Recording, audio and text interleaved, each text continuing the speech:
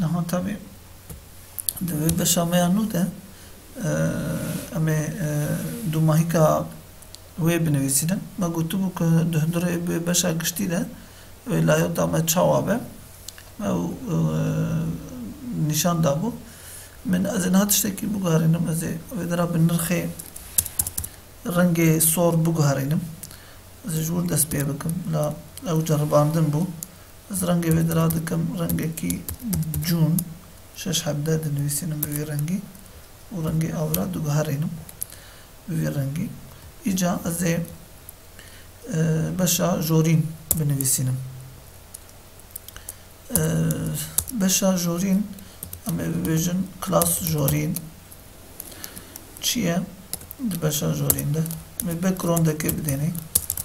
Background bila rengê backgrounda me çi be? Danekî nêzî spî be û bila fireya wê çi be? Fireya wê bila 5 pîksel di hundirê nehsûd û şêstî de ye fireya wê ji xwe. 5 pîksel em ji aliyê rastê 5 ji aliyê çepê de valahiyê bidênê dimîne nehsûd û 5. Bi nehsûd û 5 pîksel binivîsînin li vê dera. Min dakevin binê wê em ê bibêjin fireya wê bila çi be?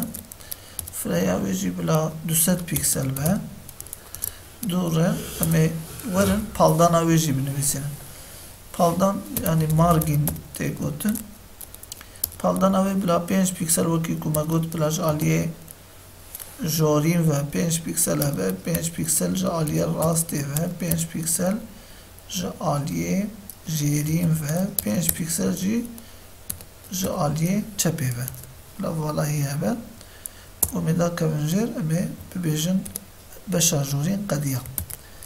Dema me wisa got em ê vegerin vê dera em ê lê binerin. Belê eyn wekî ku me got beşa jorîn nîşanî me da. Çawa ye beşa jorîn? Ji du beşa pêk tê, ji beşa baner û beşa pêşekê pêk tê. Belê nexwe em dikarin niha beşa baner û beşa pêşekê ji xwe re binivîsînin. Em çi bikin? Em ê werin ji beşa banerê dest pê bikin. A vê rengî em ê bêjin baner û em ê vekin. Ez bawerim em dikarin a vê dera kopyê bikin. Bînin vir. Ji ber ku ji niha pê wekî hûn dibînin CSS nêzîkî hebe.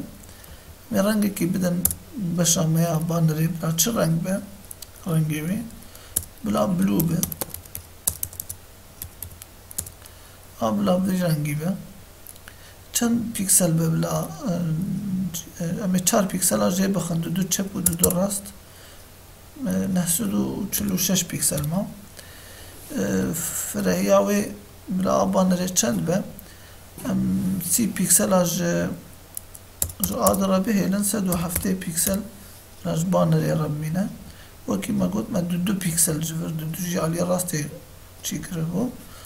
Em ê jor jî du da bihesibînin jor û jêr. Paldana wan jî bila wisa be. Em bigirin beşa xwe bi vê rengî. Fermo em lê binerin bê beşa banerê çawa rûnişt. A wisa ji aliyê çepê ji aliyê rastê jî me wisa nîşan da.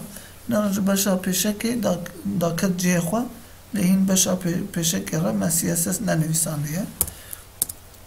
Em wisa ji beşa pêşekê re jî CSS-a xwe binivîsînin.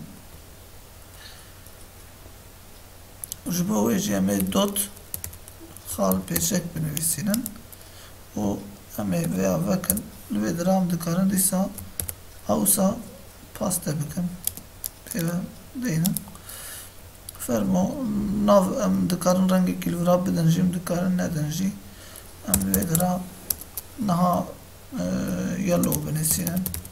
Yani hêşîn. û nirxên vê dera em ê biguherînin niha. Ji vê dera me gotibû 30 pîksel. Min niha bînin bê 30 têra wê dike nake.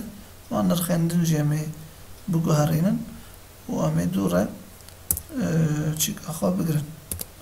Nîşaneka xwe bigirin.